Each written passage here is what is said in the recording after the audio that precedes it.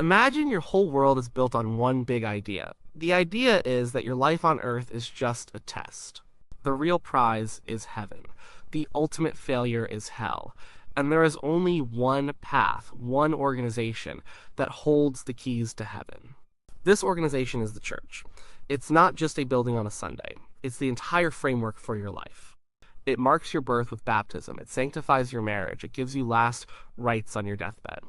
Every major moment is channeled through the church. Its rituals, called sacraments, are not just symbolic. People believed they were the actual physical means of receiving God's grace. Without them, your soul was in mortal danger. Now imagine someone takes the keys away, not just from you, but from your entire town, your entire country. The church doors are locked. The bells, which mark the hours of the day and call you to prayer, fall silent. Priests can no longer say Mass, the central ritual of the faith. Babies can be baptized, but often in a rushed, private way, without the usual celebration. Couples cannot be married in the church. And most terrifying of all, the dead cannot be buried in holy ground with a proper Christian funeral. Their bodies are put in unconsecrated earth outside the churchyard like animals or criminals. Their souls, everyone believed, were in jeopardy. This was the Interdict. It was a spiritual strike. A collective punishment from the Pope aimed at an entire population. It was different from excommunication, which was for a single person. Excommunication cut one person off from the church, and Interdict cut off a whole region. It was one of the most powerful and feared weapons in the arsenal of the medieval papacy. It didn't involve soldiers or swords. It was a weapon of psychology, of faith, and of fear. The power of the Interdict rested entirely on belief. In our modern world, it's hard to grasp the sheer terror this would cause. Today, if a church closed, many people would just shrug. But in the 12th or 13th century, this was a catastrophe. Life was short, hard, and uncertain. Disease, famine, and violence were common. The promise of salvation was the one great hope that made it all bearable. The church provided the structure, the meaning, and the consolation for a difficult existence. Taking that away was like turning off the sun.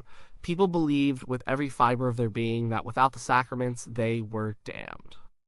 A child who died before a proper baptism might be lost forever.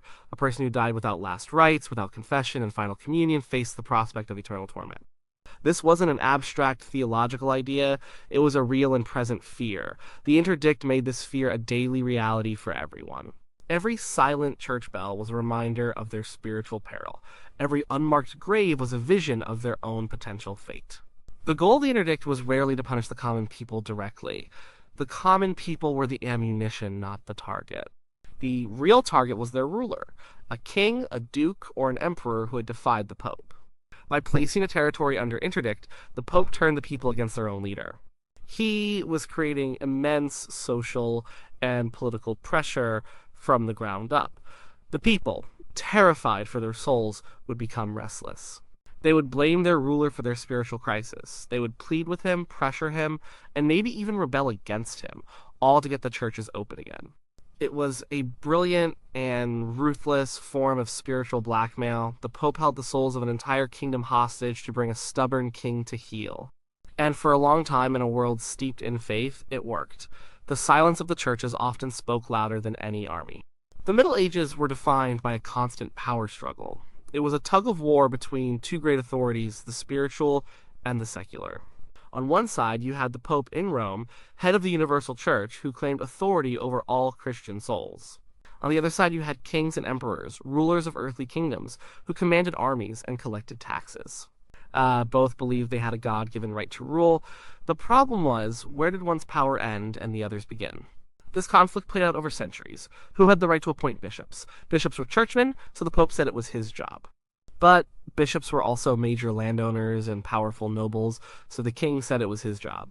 This was the investiture controversy, and it was a bitter fight. Who could tax the clergy? The king needed money to run his kingdom, but the Pope argued that church property was sacred and untouchable by secular hands. Time and again, popes and kings locked horns over these issues.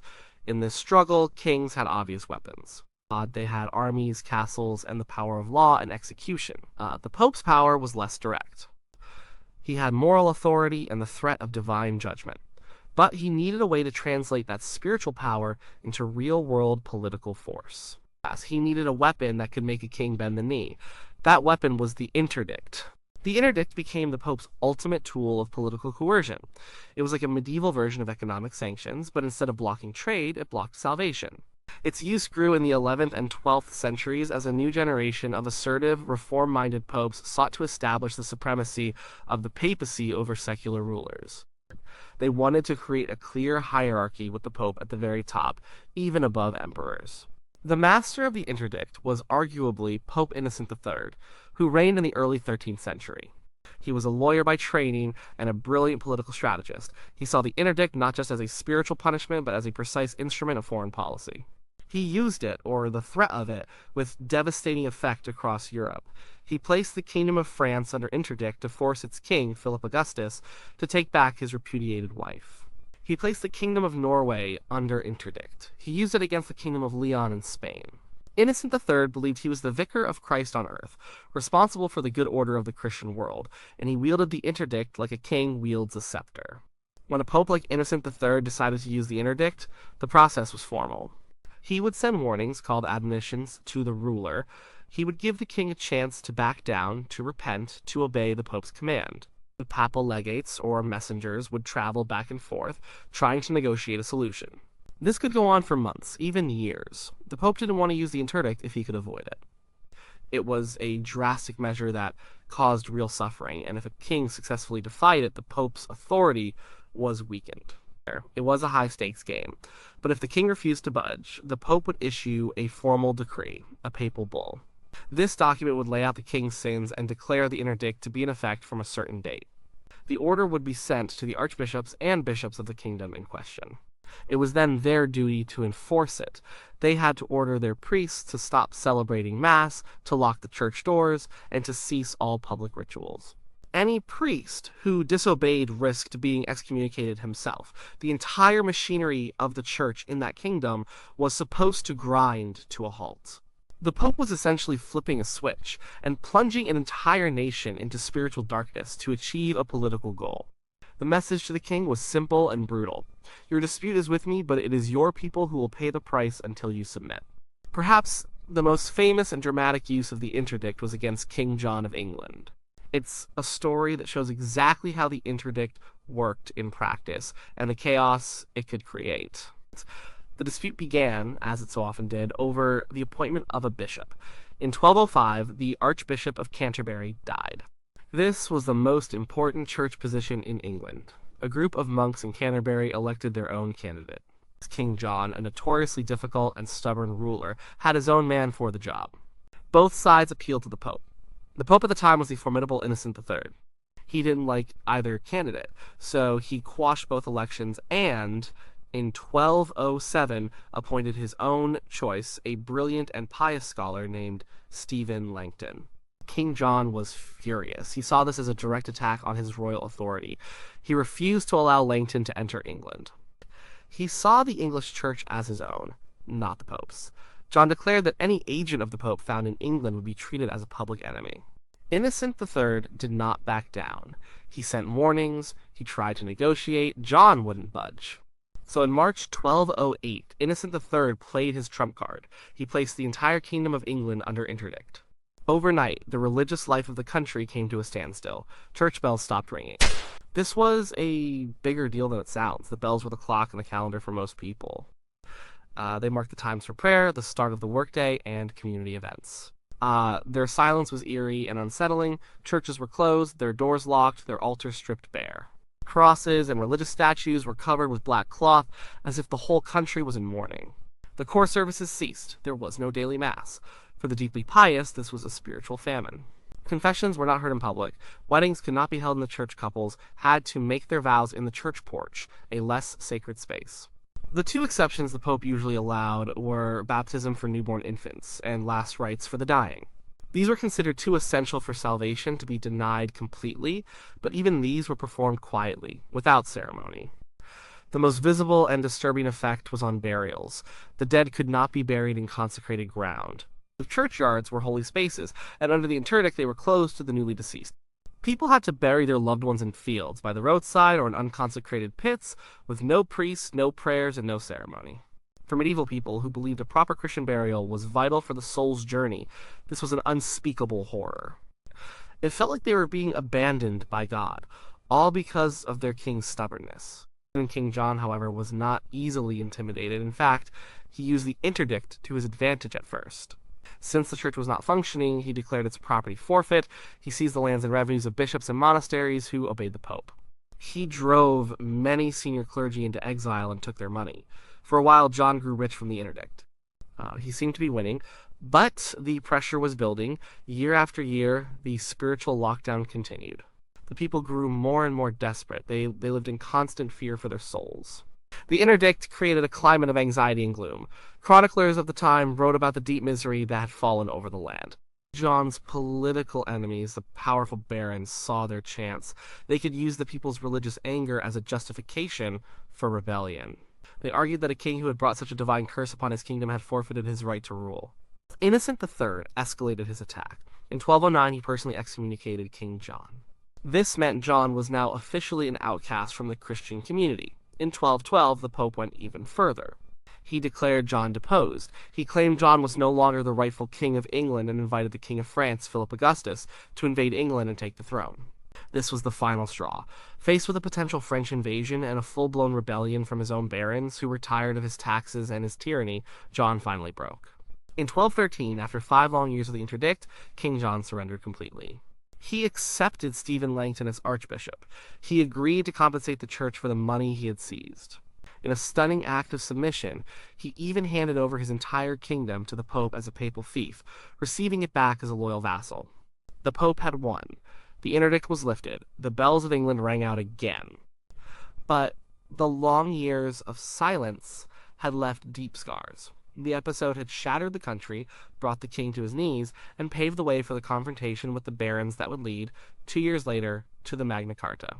The interdict was a powerful weapon, but it wasn't a magic wand. It didn't always work. As kings and nations grew more confident and powerful, they began to find ways to resist the Pope's spiritual attacks. Sometimes, a ruler could successfully defy an interdict, and when that happened, it was the Pope's authority that was damaged. The weapon, if overused or used against the wrong opponent, could backfire. A great example of this pushback came at the end of the 13th century, in a clash between another powerful pope, Boniface VIII, and a ruthless and clever king, Philip IV of France, known as Philip the Fair. The conflict was about money and power. Philip was constantly at war and needed cash. He decided to levy a tax on the clergy in France. Pope Boniface was furious. He issued a papal bull forbidding secular rulers from taxing the clergy without the Pope's permission. Philip's response was cunning. He didn't attack the Pope with an army. Instead, he hit the papacy in its wallet. He forbade the export of any gold, silver, or jewels from France. A huge portion of the Pope's income came from French churches, so this move cut off a major revenue stream. The standoff escalated. Boniface issued increasingly bold statements about papal power, claiming that the Pope was supreme over all kings in both spiritual and worldly matters. After Philip fought back with a new kind of weapon, public opinion, he launched what we would now call a propaganda campaign. He had his ministers and lawyers write pamphlets and give speeches denouncing the Pope. They accused Boniface of heresy, of greed, of trying to meddle in the affairs of the French kingdom. They appealed to a growing sense of French national identity. The message was, are you loyal to France and your king, or to this foreign pope in Rome? Philip convened the first ever Estates General, an assembly of clergy, nobles, and commoners, to rally support for his cause. He was building a national consensus against the Pope. When the Pope threatened an interdict, the French people, stirred up by royal propaganda, were not as terrified as the English had been under King John a century earlier. Many of the French clergy were more loyal to their king than to the Pope. Some of them simply ignored the papal commands. Philip had a strong administration, and his royal officials made sure the king's will was done. He was able to keep the church in France functioning more or less in defiance of Rome. The conflict came to a shocking conclusion. In 1303, Philip sent a small force of soldiers to Italy, led by one of his ministers.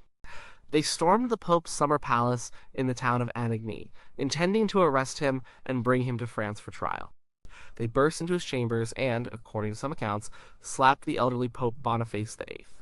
The outrage of Anagni was a stunning event.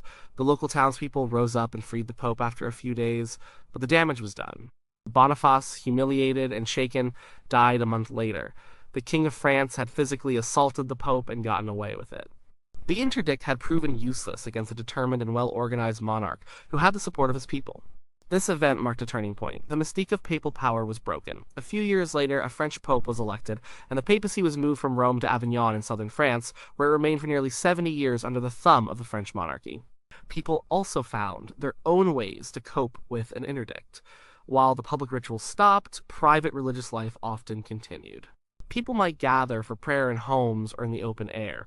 Friars, who were often more mobile and less tied to a specific church, sometimes continued to preach and hear confessions quietly. There was a sense that God was still present, even if the official church was not. Some theologians began to argue that a person's direct relationship with God was what mattered most, and that an unjust interdict from a politically motivated pope might not be valid in the eyes of God. These were dangerous ideas, but they were spreading. The interdict, once a weapon of absolute spiritual terror, was starting to lose its edge. Its power depended on a unified, unquestioning faith, and that unity was beginning to crack. The weapon that had brought kings to their knees couldn't last forever. The decline of the interdict was a slow process, a gradual fading rather than a sudden end. It lost its power because the world it was designed for was changing. The foundations of the medieval order, the universal church, and the unquestioning faith of the people were slowly eroding. The conflict between Philip the Fair and Pope Boniface VIII was a major blow. It showed that a strong popular king could defy the pope and win. This inspired other rulers. The 14th century saw the rise of what we might call national consciousness. People began to think of themselves not just as Christians, but as English, French, or Spanish. Their primary loyalty started shifting from the Pope in Rome to their own king and their own nation. Kings built stronger governments with professional armies and civil servants. They were no longer just feudal lords, they were the heads of emerging states. And they were less and less willing to let a distant pope interfere in their affairs.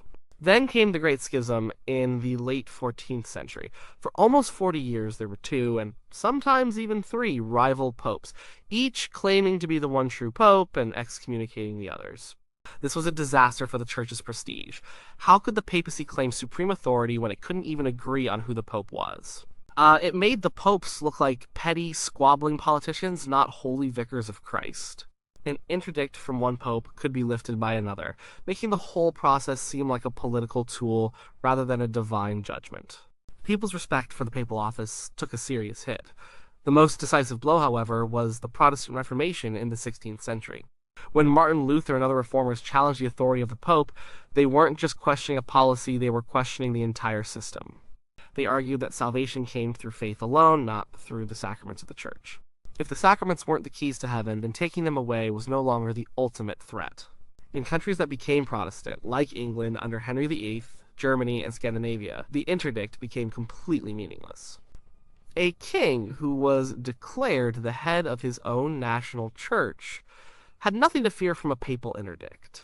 The Pope had no power there anymore. Even in countries that remained Catholic, the Reformation changed the dynamic. As Catholic kings could now use the threat of Protestantism as a bargaining chip. They could say to the Pope, if you push us too hard, our people might start listening to these new ideas. This made popes much more cautious about using aggressive weapons like the interdict against Catholic rulers. The interdict didn't disappear completely, it was still used, but its context and its impact were dramatically different. As late as 1606, Pope Paul V placed the Republic of Venice under an interdict in a dispute over clerical immunity from the law. Confident in their own power, simply ordered their clergy to ignore the Pope and carry on as usual. Most of them did. The interdict had little effect on the city, and the dispute was eventually settled through diplomacy, not spiritual coercion. The Pope's big stick had become a twig. By the modern era, the world had changed so much that the concept was almost archaic. The separation of church and state, the rise of religious pluralism, and a more secular outlook on life meant that a spiritual lockdown of an entire country was no longer conceivable or effective. The interdict still technically exists in the canon law of the Catholic Church, but it is a relic of a bygone age. It is a reminder of a time when the world was bound together by a single faith, when the fear of damnation was a potent political force, and when a pope in Rome could, with a few words on a piece of parchment, plunge an entire kingdom into a terrifying silence.